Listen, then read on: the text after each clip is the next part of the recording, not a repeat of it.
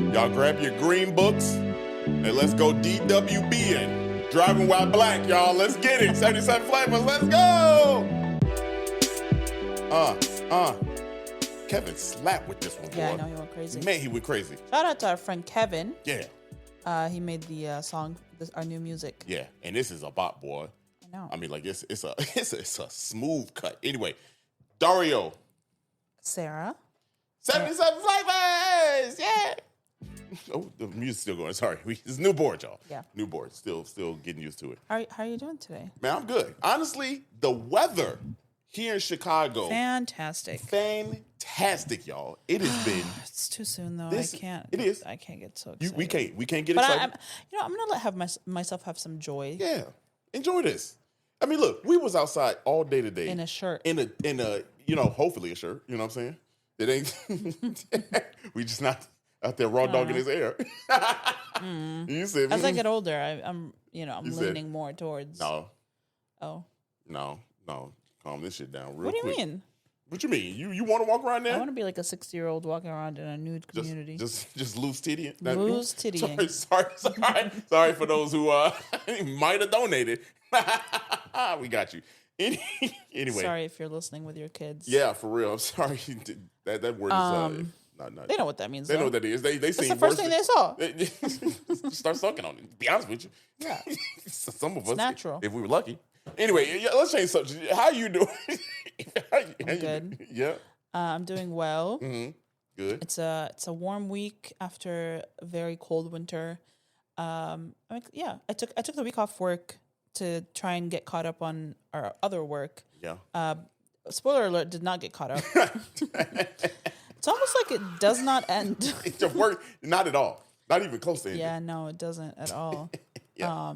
It's constant, which is good. Mm-hmm. We want it to be constant. Yeah, thank goodness. I just, your girl can't catch a break. Yeah, no, you had. I mean, but you were off. You had some time to do things you like. Yeah, I took a day where I did some things I liked. Can't think of none. No, I went thrifting. I didn't really find anything. I did my nails, which was kind of good. You love thrifting. I love thrifting. What, like, for those out there who don't know, what is thrifting? And that sounds crazy. Where you like, go into a store that basically has just piles and piles of clothes, and you play hunter-gatherer. I can't get with it.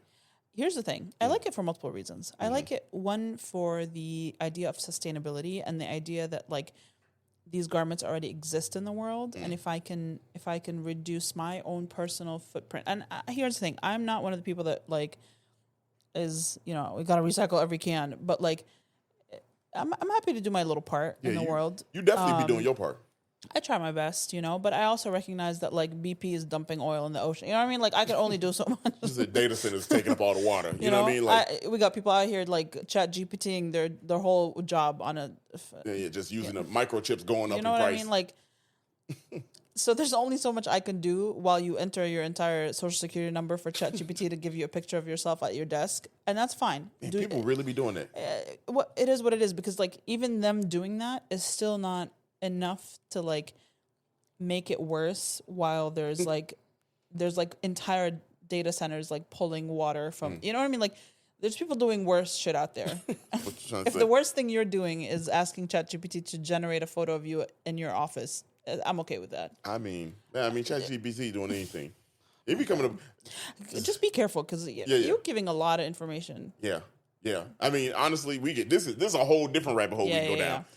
Don't get me on my soapbox. Let's not even go on that. But back to thrifting. So I enjoy it because I feel good about not spending money on polyester. I like to shop natural fibers. I like to buy cotton, wool, silk, all that kind of stuff. And you find a lot of it at the thrift store, because 10 years ago, Gap was making 100% wool. It does now, but if I could buy it for $4, I'm doing that. You know what I mean? And it's high quality. Well, I wish they go back to that.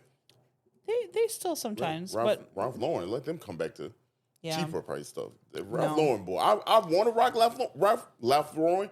That's what they said. That's why you're not rocking it. Damn. But man, that is. It's a lot. It's a lot. So yeah, I find my mom, I took her thrifting, which she is not a thrifting person, but I took her with me, and we found like a $5,000 beaded dress for like $30, which $30 is a lot. Like your mom wasn't a fan of it either. No, she was not. I convinced her. Yeah. And it also like scratches an itch in my brain where like I feel like I scored. You know, you do come home and be like, man, look, I secured the bag. Yeah, we put on a fashion show. I mean, I don't put the clothes on before I wash them, but I demonstrate how they're going to be used. And I would say 90% of my closet is thrifted, including my jewelry. There you go, y'all. Me, nothing against it, nothing against it at all. I just, I'm a poor kid, man. Back in the day, fine. So I need to get mine. You know what I'm saying? I got to get mine brand new. I'm a label head. And that's fine. Unfortunately, I'm getting better though. That's one thing we disagree on, but I'm getting better though. Mm-hmm. I'm getting better. Mm-hmm. Like I'm not fully like I whatever look nice. Honestly, yeah. Once I start hitting this gym, it's over for you hoes. Whenever that happens. Yeah, whenever that happens, man. Look, it's over. It's over. Anyway, how was your week? Very good. It was very productive. Anytime I get to use my camera, which is every week, every day of every week, I have a lot of fun. Yeah. And for this one, we used it with Edible, doing some content with them with Waste Not. That was fun. If you're not familiar with Edible, we contribute to the magazine, not as much as we'd like to, but we will more coming soon. But it's a Chicago-based. It's the Chicago chapter, basically, of a national magazine called Edible. Edible Chicago is obviously the one in Chicago, and it centers around like food and anything to do with food, whether it's agriculture or restaurants or recipes or whatever it is, anything to do with food. I don't know that there's like a limit to what they could publish in there. So one of the contributors is writing an article on Waste Not, which is the compost. People that bring you compost, compost buckets. So we went along and we captured content for the day. That was good. With Waste Not. It was so fun. Yeah, fun to use. It was nice to see the behind the scenes. Yeah, it was. So it comes out in the spring if you want to see it, and follow Edible on Instagram because all of the content we shot will be on there. Yeah. Something else that we did, which we really like, you heard us talk about it on the podcast, is going to the theater. Yeah, we went to the theater twice this week. Twice. Yeah. We did two different kinds of things. We went to Lyric. Mm-hmm. It was... What is that? Casa fan tutte? Fan tutte.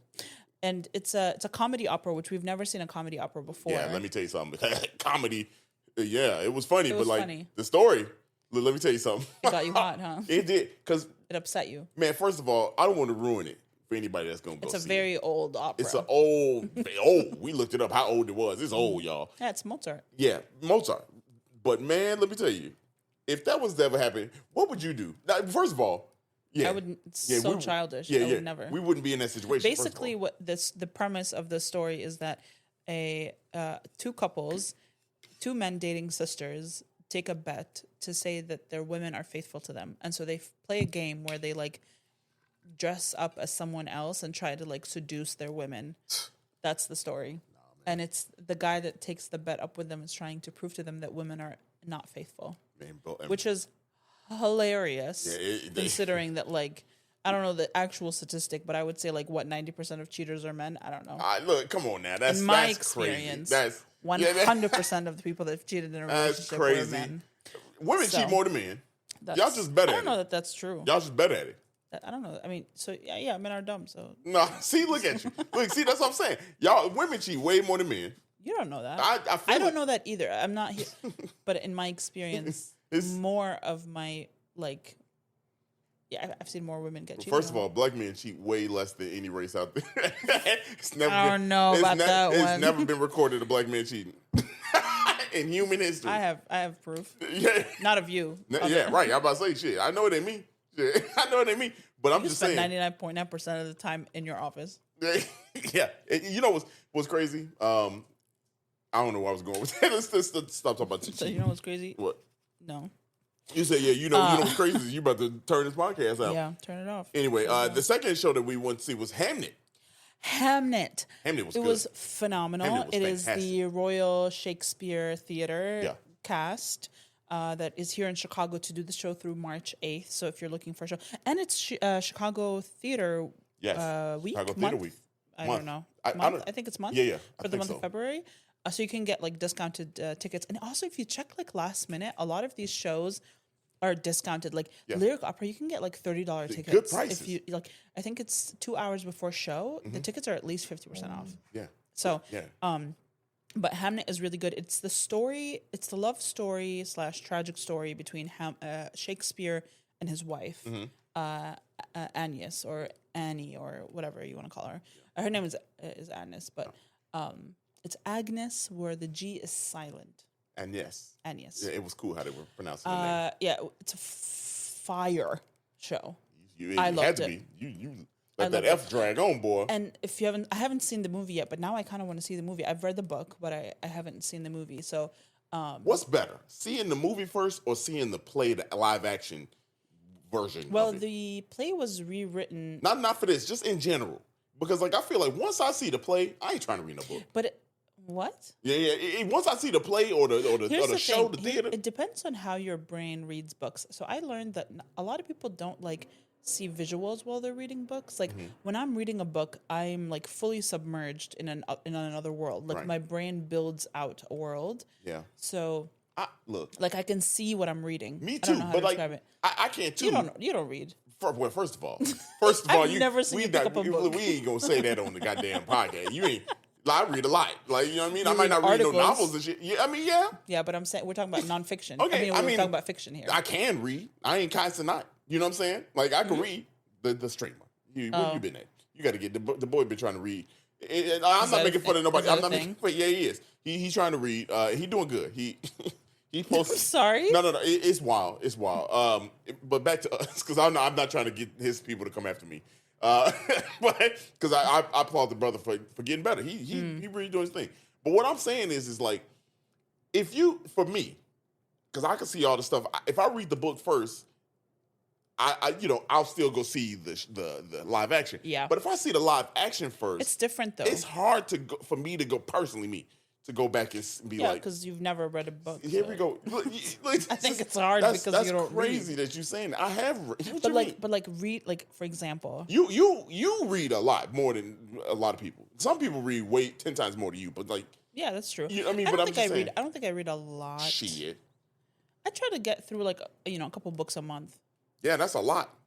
Did you know that the average person reads like 5 books a year? Oh, I can see that. And that average is real low because of people like me. If I get through a book a year, here's the thing. I don't want y'all to think that your boy ain't. No, you don't. Look, I'm not a big reader like that, but I think you're not even a little reader. you just gonna lay it on thick, huh? I think we should get into this episode. Yeah. We're 15 minutes and we've had like 3 arguments. That's all good. We good. This is our stuff. You know what I mean? But what the point I'm making is, I want to clear this up, y'all. Y'all ain't gonna think your book. When you say, man, you don't read, people equate that to you can't read. You don't read fiction. No. People equate that you can't read. At least that's how it was when I was growing up in the 90s in the hood. If you told me you can't read, you don't read, it's like you can't read. I want to clarify right now. I'm gonna look dead at this camera. Your boy can read. Like, I can pronounce words and everything. No, I know. No, you tripping. You tripping on this podcast. You tripping. I just remembered when we were on a call and Dario kept saying pamphlet instead of pamphlet. that was that. But he can pronounce words. Yes. He got big words in his vocabulary. See, No, you can't. I'm not even being facetious. Look, now we got to. Do you know what that means? That was No, let's get on with this goddamn episode. You playing. you acting real different right now. Anyway. Yeah, transition.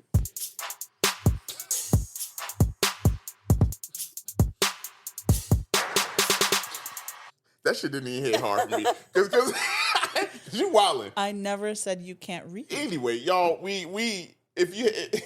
You said and in Black History Month. And in Black History Month, too. We getting the Green Book, y'all. Go grab your Green Book. Oh, you don't know what that is. Let's tell you what the Green Book is. They probably do if they follow us or they followed us for a while, because we've done a video on it before. Yeah, but we're digging in today. Yes, the Green Book was created by Victor Hugo Green. Yep, and he made this book called A Negro Motorist Guide. traveling around the United States. And the whole premise of it is in the Jim Crow era, when blacks were able to get cars and started driving around, they were being pulled over just for being black. Right. You would just if you were driving around in a car, you were just being stopped because you were black. Correct. DWB. Driving while black. That's still the case in some parts of the country. That's still the case. A lot of times, I got a story. If we got some time for it, my time in Plainfield. Yeah. I got stopped. DWB. It was out of control. But in this time, when blacks started to get cars during the Jim Crow era, primarily in the South, they were getting stopped. So Victor Hugo Green from New York created this book once they started traveling all around the states, the country. It was like, hey, here are places that you can go as a black person that are safe havens, so you can get out of sundown towns. Sundown towns is when that sun go down, it's all system go for racism, basically, is what it was. And that's primarily when people were getting stopped and ultra bad things happening to them. And they were being murdered. Yeah. So he created this book, and it was published, started in 1936. And again, whole premise was to give people direction, black people direction on where to go. Yeah. And this first one was mainly New York. Yeah, he's from New York. Yeah, he's from New York. He worked for the post office. Yeah. And there was a rise in the black middle class. Yeah. And so black people started being able to buy cars. And so they needed this safe guide because they were being turned away. They started taking these road trips. Yeah.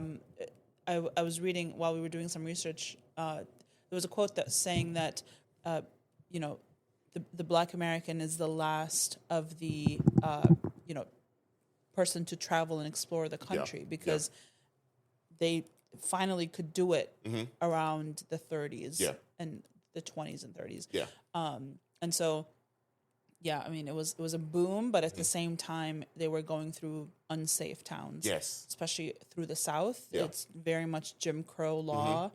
And it was a scary time. Yeah. I mean, and give you some preface, DWB is nothing new. I know a lot of erasure is the big key thing now in this day and age, where they want to erase things that happen and like make light of when people make jokes. But DWB is a real damn thing.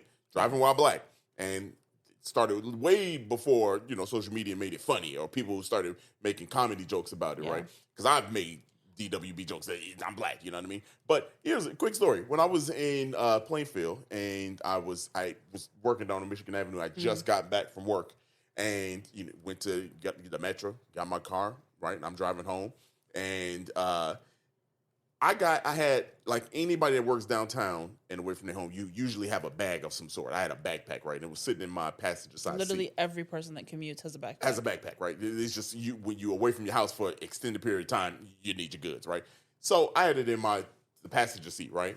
And so I did have a headlight out, right? I had a headlight out, and that's always a risk when you're doing that, especially being in the suburbs. They ain't got shit else better to do than stop you for headlights and stuff like that. So I got stopped for my headlight. He was like, why I stop you? Nah, this is the answer you should get. Nah. He told me, headlight out. Okay, I knew the headlight was out. Okay, cool. You gonna stop me for the headlight? And so as he's doing this, he got the flashlight, doing that. And then I'm cooling. I got my driver's license and registration. I'm sitting there and I saw at the corner of my eye, it was another dude, officer, just in the other side, just with his flashlight.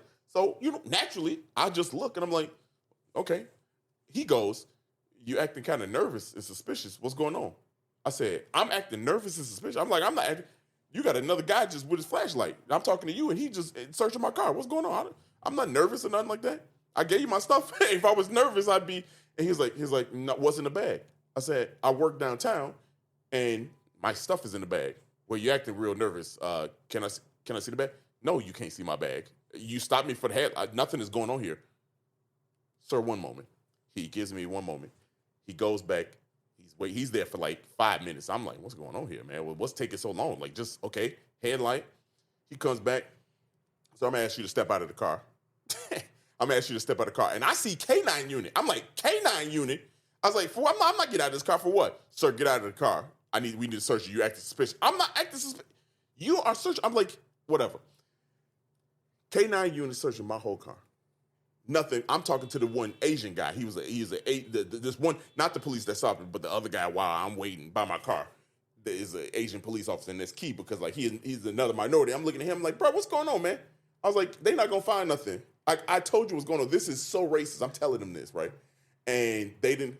Sir, we didn't find anything. That same officer came over and was like, okay, we didn't find anything, but you acted suspicious. I was like, yeah, in these day and times, a white officer stopping me for no reason and searching my car with flashlights when I'm being cooperative is cause for me to be nervous. I was like, even though I wasn't, it's fair game if I was. So that's my little quick story. That happened years ago, but I'll never forget it because, that still happens. It could have gone left. Terribly man. It could have gone left. Anyway, but that's like a mild. That's a mild case. You know what I mean? And that's like. Unfortunately, it's mild because I still got my life. Right. And I don't want to say that, but that is what it is. No, we know how these things go. Yeah. And like now imagine 70 years before that. Oh, I could only imagine being black and having a car. You're doing, and you're a business person. If you got a car as a black person, you're doing something right. You're doing something right. And a lot of the this is like obviously before the civil rights movement, like before anything even remotely happened, where black people had rights to be like to be served in businesses, like they were being turned away. You couldn't use bathrooms. Right. I read quotes about they had to carry buckets with them in their cars because you couldn't go to a bathroom. There are certain restaurants in the South that would not serve you, so you had to go to gas stations and grab food, and then like as you make your way up north, you couldn't stop. So it was like critical for some. What it was. This book came out of necessity. Out of necessity, right? Yeah. It wasn't like, and I think someone said that it's like the Michelin Guide for Black people, but it's not because kind of. Michelin Guide is way more happier, right? And it was like he wanted to talk about the restaurants that he loved and similar, but also it was very much like a safety. Yeah, safety thing. net. Which also, what's funny is I was reading I read a few of the editions because the New York Public Library has digitized a few copies, and I was reading the first page, like the editor note. It never mentioned that this was like, for the safety of, it never mentioned that was like why the book existed, but predominantly because most of the businesses were black owned. And I think the key to that though is that you don't want this to be a scary book. You know what I mean? Like we know the connotation of what it is, because you're right. We're going to get into it. We went to the Illinois section. So the way the book was written, it was broken down by state, right? Yeah. Alphabetized by state. And in that state section, they had the different cities that they gathered the information from. And they listed out the different activities within that based on, the category, right? Yeah. And so even aside that, when you got to the Chicago part, there were sections, and not just Chicago, I'm sure everything else in there, but they were like, please shop Chicago. So it was like a book where it was meant to be fun, but if you had it, you knew what the context of you having that book was. And right? it had caricatures in there. Yeah. They ran ads. Yeah. It's a good book. It started out very small. It was 16 pages, and then by the time it eventually became 48 pages. Yeah. So it became like an actual physical book. You could buy it for like, I think it was like 75 cents or something. Yeah. And then if you mail something to them, you get it for free or whatever. But yeah, it had a lot of information in there. A lot of information. And it kind of like documented Black America in that time period because it documented businesses, it documented travel patterns, like what are the things that were trendy, what was being advertised, because obviously you had some stuff like, Ebony and Jet, but this was even across the country a way, like as you're traveling through, because I even read a story about a family that was trying to go to Disney when it opened in like the 50s or not the 50s, the 30s, I think was when Disney opened. Anyway, they were trying to get to Disney. And like by the time they hit the South, there was like nowhere for them to stop. Of course not. I mean, So like they couldn't even go if they wanted to. Yeah. So y'all, this is what we did with 77 because Chicago. We took Chicago's, found some places in Chicago, and of course we're gonna document it for you. Yeah. We didn't just go to these places. There, we went to these places and saw it with our own eyes. We found some fun things. So we're gonna kind of break this. It was really fun. Yeah. We're gonna break this down by the safe havens that were Chicago. Yeah. Not surprising. Most of these places were on the south side. Yeah. At this point, redlining was definitely happening as families moved up through the Great Migration. Yep. And so, Bronzeville was a big part of where Huge most part. of these locations were. Yeah. Again, not shocking at all. This is what you expect. And we're kind of like, imagine you're a family that just drove up from a southern state and you made it into Chicago. Your first stop would be probably a place to get your car checked. You drove for a long time. Maybe you need an oil change. You need some, something like that. And we're at the bottom end of Motor Row in the South Loop. And there were a few places that were listed as, these are the places you should go. Mind you, Motor Row was full of garages. Yeah. That was the entire thing, is you had automobile salespeople and or salesmen, specifically, Right. and garages. You buy your car and you get it fixed on Motor Row. But there was a couple places specifically listed in the Green Book. Yeah. Safe to assume that those are the places that would serve Black people. Right. And you would not be turned away, even though, I think it's so interesting that, like, often people say Chicago was, like, where Black people came to kind of escape the South, but Jim Crow was everywhere. Yeah, I mean, it used to have some people with wild thoughts. Yeah, You know what I mean? Like, it wasn't like you come into Chicago and all of a sudden you're treated differently. So one of the places that Sarah's referring to, the address was 5600 South Wabash. Once you get your car checked, you probably want to check into a hotel. And there was quite a few in the Green Book in Chicago that were listed.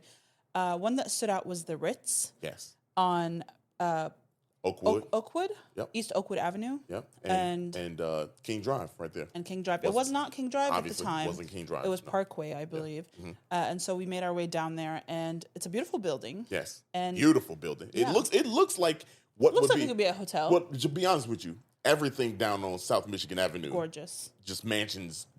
What, Greystones? Ginormous mansions. Greystones mansions. Yeah. Just huge. Queen Anne style. Yeah. And so we went to the location of this hotel, and it's now a Chicago Chicken and Waffles, which is one of our favorite breakfast spots. Chicago's home of the chicken and waffle. Remember, he gave us a story a few years ago, reason why they couldn't call it chicken and waffle, because someone in California has like the name. They were friends. They were partners, and so when he came to down here, he couldn't use chicken and waffle. Yeah, so he had to call it Chicago's home. Home of chicken and waffles. Fun story. Really delicious food. If you haven't been, check it out. Yeah. It's Black Restaurant Week, so we got that for breakfast. Yes. Just be patient when you're there. yeah. You're gonna be there for a couple hours. Now here's the cool thing. Here's the really cool thing about that in relation to the Green Book. So now it was the Ritz Hotel, which was a safe haven, obviously. So great. Now it's apartments. Yeah. People live there. Residential. Yeah, residential. But inside, when you go to Chicago's Home of Chicken Waffle, the signage in there is green. Yeah. The booths are green. The booths are green, yeah. I don't know if the booths are, but... No, they are. I don't know if that was intentional. But what we do know is intentional is the sign is green. They have like this metallic sign, but the lights of it are green to signify this was part of the Green Book. Yeah. This was a safe space. Yeah. Yeah, that's pretty cool. It's really cool to see. Yeah. There's no like sign or anything that says it was part of the Green Book at all. Obviously, I don't think there ever was, but but you saw inside of we peeked inside of the people's I think I into the like entryway. I just looked inside and there was kind of like historic looking images and like a sign. Yeah. And I think it was talking about the hotel. Yes. It looked I mean all the pictures look like it. Yeah. Obviously we couldn't go inside because people live there. Yeah. Don't ever go inside. Please don't just even walk if they look historic, don't go inside because people live there. Yeah, please it's don't go trespassing and you will go to jail. So if I don't do it, you don't do it. Yeah. Is the rule. But that was so fun. Once you check into a hotel, your kids are probably now antsy from the long drive and they want something to do. Yeah. So you might pop over to the YMCA in the neighborhood. And this is a historic YMCA on Wabash. Mm-hmm. And if you listen to last week's episode, I don't know if that we mentioned it on the first episode of the month, but we kind of did with this was where Negro History Week was started. Yes. So literally, it was in that YMCA. It's now being restored. And I'm not sure what else is going on in the inside, but it's no longer a YMCA. It hasn't been a YMCA since the 70s, but the building is being restored. And right next door is another really cool thing. It's a church. Well, here, real quick before we get to that. So we got to think. This is 1938. They came up with it's long been, well, at least when Chicago, it was a part of the Green Book. 1938 looks to be when we started being added to the Green Book. Yeah. And when they added more people. So that's because it's like as people's travel patterns changed, they started adding more and more cities. Yeah. And I'm sure doing the research on these places had to be. I wonder if the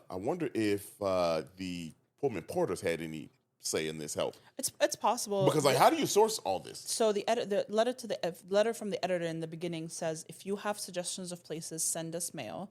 And they do share some letters from people throughout the country. There was a letter in one of the editions. I had a letter from Alaska. Yeah, was very interesting. So the first few pages of the book, if you flip through it, you'll see letters from people, and then them saying, send us suggestions of places you've been to, because that's how they gather. They can't go to all these places. Right, yeah. Especially at some point, there was like thousands of places in there. And so they couldn't have possibly gone to all these places. So people needed to submit. Yeah, needed to submit. Now, the reason why I said hold off on the Green Book is because, on the church, because we all know the Wabash, that was a safe haven. We know that was the start of the Negro History Week, but obviously a big safe haven. And all the things Sarah mentioned, but when you go there, you can't go inside of it. Right. But honestly, it just is a vibe to it that just feels historic. It just looks historic. Yeah. But as we were walking away, and this is why we love doing what we do, walking around feet to ground. You know what I'm saying? On the streets, because we had a camera guy in the neighborhood stopped us, like, man, put it in the news, whatever he said. No, he's like, is this going in the news? And we're like, something like that. Something like that. Yeah. Not exactly the news, but we have a history podcast. We carried on with the conversation. Yeah, we started chatting, and we were like, we're doing a piece on the Green Book, and the YMCA was stopped, so we had to come here and see it. We'd been to it before, but we wanted to see it. And he was like, oh, do you know this church right here? And we're like, No, St. Thomas Episcopal Church. And he goes, I've been coming here my whole life. This is actually a very historic church. It's the first Black Episcopal church in Chicago. Huh. And we're like, what? Is it? At first I'm like, wait a minute. Back up. Yeah, back up. Because this is, That's pretty cool. And so he said, do you want to come inside? We're like, we'd love to come inside. I was like, is there service? We're going to sleuth in there? Hell yeah. And so we went inside. People were like mingling, and he introduced us to someone else in the church. And they took us through the back to the back room to like the community room where everyone was sitting down and eating and like chatting and, socializing. And they pointed out some historic images. And he was like, oh, this building we're in was actually built in the 70s. The original church was built in 1878. Bruh. And that church burnt down in the 60s. They rebuilt it in 1978. Took them a lot of money. Took them 10 years. It burnt in 1965. They raised money 10 years later in 1975.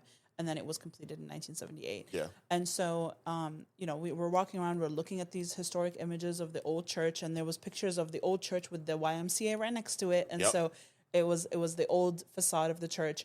And then she was like, when the church burnt down, we actually worked out of the house behind us. They bought the house behind them, and that's where they worked out of. And she's like, do you want to see it? And we're like, yeah, absolutely. We'd love to see it. So we walk back through the back door into the alley to the house next door. And she goes, oh, and also the house next to us is actually the site of the original DuSable Museum. Yeah, Margaret Burroughs. She lived there. She lived right there. Margaret, the founder of DuSable Museum. And so we're like, get out of here. I was like, no way. And she's like, yeah, there's a plaque right there. And I was like, yeah. So here's the thing. So we're, she's like, it's a plaque on the wall of it. And so we're looking, for the typical one, right? Yeah. it's not the typical one. It's one that was made clearly placed by the people that but are you there can now. read it, and it says original home of the DuSable Museum. But then Sarah is holding the video Dario camera. hands me the camera so I can get some video of him, and I'm like stepping back, and I feel something weird under my foot, and I look down, and it's the historical plaque. Historical plaque, like the one that's normally on like a piece of stone or something. It is flat on the ground, and it caught my attention because I'm stepping on grass, and suddenly I'm stepping on like stone. And I look down, and it's the plaque covered with leaves. Yeah. So we brush off the leaves, and it says everything right there. It's the plaque that says this is the original site of the DuSable Museum.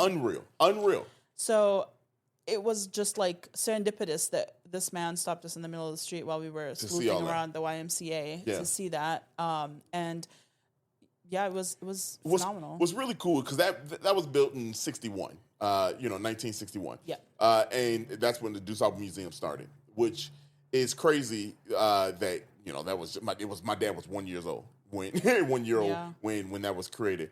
But what's wild to me, and I'm just a guy that can make a difference if we put our time to it. But why isn't the St. Thomas's Episcopal Church got a historical plaque? I know. She said, I asked the question. That was one of the first things I asked when she's giving me all this historical stuff and everything. I was like, do y'all have a plaque or what's going on? And she was like, we working on it. The person that was working on it and getting somewhere with it moved. He went somewhere else, and it was like it fell to the wayside. But what's crazy to me is like, come on now, Chicago don't talk about it. Yeah, like we ain't talking about like we got that history right here. It's insane, and it just is. Not only is that historic on a local level, right? Because that was the first Episcopal church in Chicago history, but it's the second one ever. The first one was Pittsburgh. I think she said. Yeah.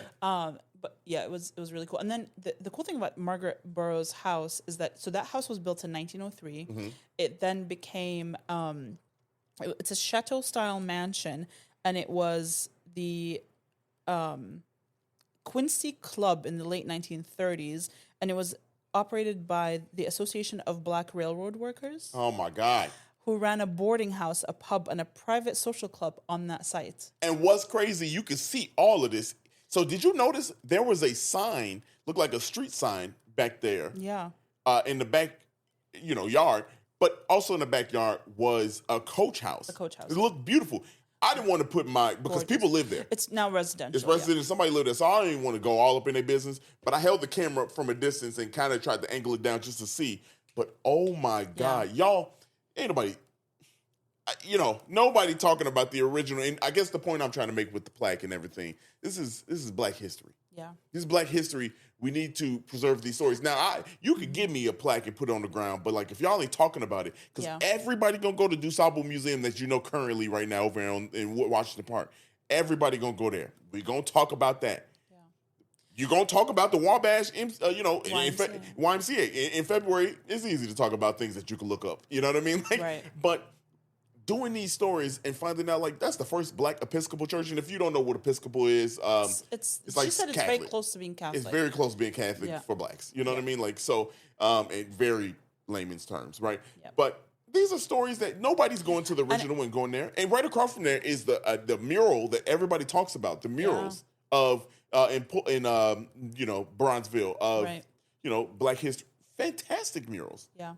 It's a really cool area. Like there's so much history packed in like that one block radius. So much history. It's insane. So much history right there. Yeah. And like literally man, I could just go on. My mind was blown. Yeah.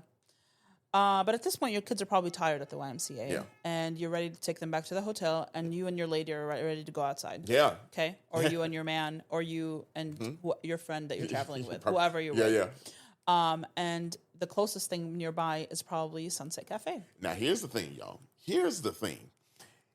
If you were Black, trying to party in Bronzeville wasn't hard to find. No, it wasn't hard to find. It was a party to be in Bronzeville. Yeah, it was right. You was blessed to be there. You know what I'm saying? So like, you didn't have you had options. You know what I'm saying? But this particular option, reason why we highlighting this one, is Sunset Cafe was a Black and tan place where Blacks could mix with other races, primarily the other race being white folks. Yeah. And you had little chance of getting in trouble. Right. Which, think about this. Because it's in a black neighborhood, so it's it's white people coming in Into their their neighborhood into your neighborhood. Here's the crazy thing. When you think about a black and tan establishment like that, right? The fact that you would get in trouble with having fun with white people. Come on now.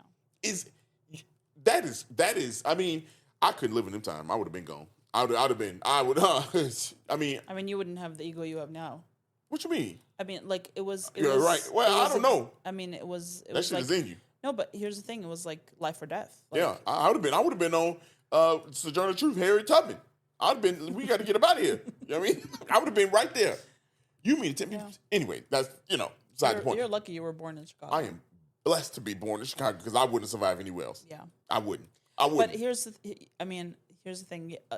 That's why things had to change, and I say change lightly. Yeah, because we still ain't there yet. But anyway, back to the black and tan.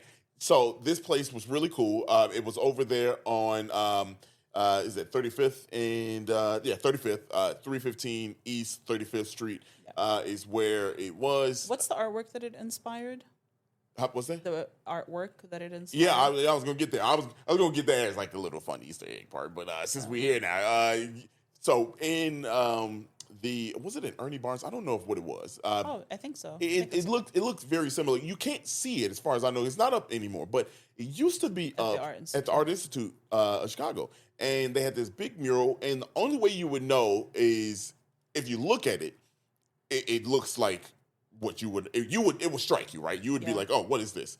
But then when you read the description card right next to it, it said a depiction of what Sunset Cafe was like, and fantastic artwork. But that current building right now is a landmark because the original Sunset Cafe, the original Sunset Cafe is a landmark. It's got the plaque on there. It's one of the few establishments in Bronzeville that still have that plaque up there in one of the original buildings, which we found now not one of the original. is more there in Bronzeville. That's beside the point also. But now it made some transformations. It once was Ace Hardware over the years, Ace Hardware, a bunch of different things. But now it's a beauty supply, urban boutique, right? Yeah. And if you go inside of there, the only way you know, if you didn't look at the plaque, the only way you know that this place used to be the Sunset Cafe is in the back. As soon as you just go straight to the back, you can see it from the front. The original stage with the wall is right there. The artwork on the wall. Yeah. And the stage, like I held the camera over so you can kind of see, the stage. It's so cool. Unreal that's just sitting right there. Yeah. Like, man, y'all, like this Chicago history is just so beautiful to see, man. Like, and again, that's why we love to go and see it. We feed the ground because you just get a different feeling. Like walking up in there, you probably go get your hair stuff. If you if you don't go to the South Side, you don't know what the hell I'm talking about. It's close by Sox Park in Comiskey, so it's real close, minutes away. Pearl's Place is right around the corner. It's right there. Oh no, it's not guaranteed. It's Rate Field. Rate Field, yeah.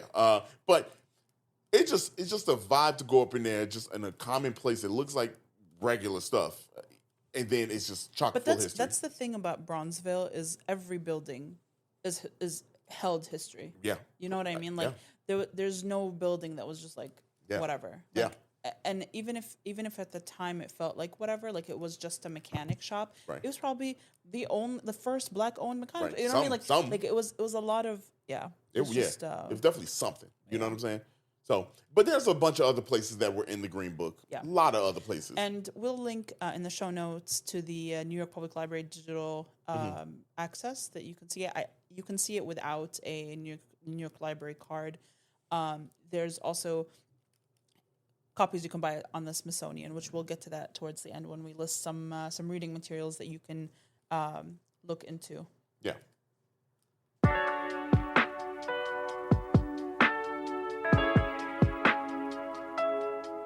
All right, where are we 10 years before this? 10 years before the first Green Book came out. It's 1926, and which, crazy enough, that is the first Negro History Week. There we go. So almost exactly 10 years before. Go ahead. Let's go ahead and give you your coin. Thank you so much. Yeah. You don't need to give me coins for basic research. It wasn't something I figured out by myself, but it was it was still Jim Crow law, right?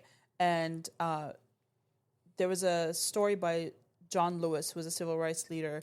He says he remembers packing for a family trip before the Green Book, and they had to pack their own meals, and they had to carefully map out which stops they could go where they had colored bathrooms and safe places to get gas because they wanted to avoid trouble along the route. So I can't imagine having to travel with your kids before something like this existed, or even with something like this, it was probably still very scary and kind of, and you're like a well-off family. Like, you know what I mean? It wasn't like you couldn't afford to do this. It was just they didn't want you to. Yeah. Shout out to John Lewis. Yeah. Shout out to John Lewis. But 10 years after the Green Book started, it was still going. It went until 1967, I believe. Yeah, 67, 68. You know, like we said, it started in New York. It was at 16 pages, and then it kind of started encompassing other parts of the country. And then it was about 48 pages at that point. We're still, 10 years after, so in the 40s, still not a lot of... And what's crazy is the reason why you're probably like, well, why does it stop, right? Because as we read, civil rights got better. Yeah. so it was less of a need for that kind of book. Mm-hmm. That's a wild thing to say. Like, you could not turn away black people anymore legally. Yeah. Legally, and that's what I'm saying. It's like, so the book stopped, and I'm sure there was pushback to be like, we got to stop this book. We got to stop this book. I mean, do you think white people were aware that this book existed? Yeah, I'm sure. I mean, I'm sure when, I'm sure there was some kind of awareness of, ain't no black people stopping here, or they go, or you're going to one specific place that was for blacks. You know why they going there, because they being told that, if it's just like nowadays, people know when they in the wrong, right from wrong. And so I'm sure that was the case. But it's just odd that this was stopped. Right. Because we didn't need it anymore. And here we are, here I am. It was just a still moment. Getting stopped. It was just like a moment of pride for, I don't know. Yeah. I can't. Yeah. I can't tell what was going through their mind. Yeah, I think they were very hopeful. Yeah. All right. I mean, like we all were and are. You know what I mean? Like, so. For sure. Some books and movies that if you want to learn more, obviously you can access the specific Green Book like we mentioned. But there's a movie that came out in 2018 called The Green Book Movie. I haven't seen it, so I can't really vouch for it. But a lot of people learned about the Green Book after that movie came out because it was obviously in mainstream media. In 2020, there was a TV show that mentioned the Green Book. It was called Lovecraft Country. And Driving the Green Book by Alvin Hall is a more recent book. And it's basically, it's called, there was a little quote on the cover of the book called Tour de Force. And it was basically like taking the route of the Green Book throughout the country. And yeah, I mean. Vivian G. Harsh Library, though. Vivian G. Harsh also has the compendium. Yeah, they have a copy you cannot check out. You can go there and sit there and watch it, or read it and look through it. Correct. Which you can also do digitally online if you don't want to go in there. But yeah, I mean it's really cool. Check the basements of your grandparents' house. Maybe they have a copy. I wish for the black folks. Yeah. Right. Correct. And if they do, tell us. I'll pay you $20 for it. I'll pay you $1,000 for it. Ooh. I would. All right. For an original Green Book, I would. I mean, we got to analyze that. There's probably some on eBay for sale, I feel like. $1,000 usually put this price tag to that. $250. No, they're gonna be like, nah, you said a rack. We want Yeah, that's true. Yeah. To learn more about from other episodes that we have done that talk about this, we haven't probably done a specific Green Book episode, but we'll link some Bronzeville episodes that you can listen to if you'd like. And that's all. That's all. You said maybe that's a Motor Row episode would be fun if you want to learn more about Motor Row. Yeah. That was a cool one. Yeah, well, we love Motor Row. Yeah. A Bronzeville episode would be good because it gives you a better idea of what Bronzeville looked like during and there's this time. so many different things. Yeah. You know, this is like another Bronzeville episode. We just I know. just so much history we have there. so many, and we didn't choose to do it like this, but it is. Yeah, what we it did. is. Yeah, I mean, it is what it is. You know, is what it is. What the history is at. But yeah, if you enjoyed this episode, please rate it. Leave us a little comment. We'd love to hear from you. It helps boost our podcast. It helps get us more listeners, and it helps us keep doing this. It's super important. If you have any ideas and things you want to learn about, feel free to hit that message button at the bottom of wherever it is. I don't know where it is. Continue to donate. Yeah. Shout out to Eric again. You know what I mean? Yeah. And we'll see you next week. Yeah, buddy.